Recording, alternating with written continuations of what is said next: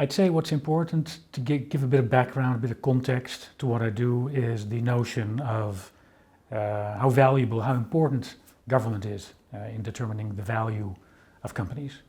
So obviously customers determine most of the value of corporations, but the government is the stakeholder out there that is coming in second as being extremely influential over what the company is actually worth.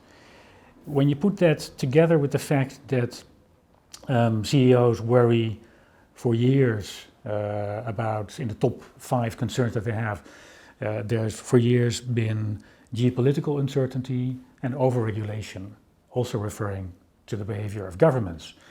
It becomes clear it's an extremely important stakeholder to manage well. And if you then look at what studies show about the quality of the engagement with government, you see studies say that only in 7% of the cases are CEOs convinced that there is frequent alignment between the interests of government and the interests of their companies.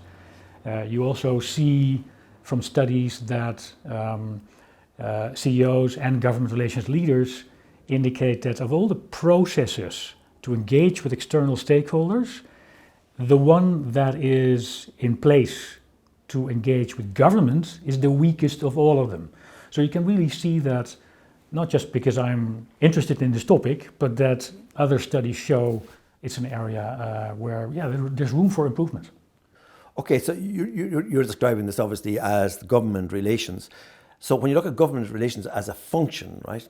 So could you define that for us and what it actually does? Yeah, so I always say it's the corporate diplomatic corps. So they are the representatives, the ambassadors of the corporation vis-a-vis the government. That's really what they do.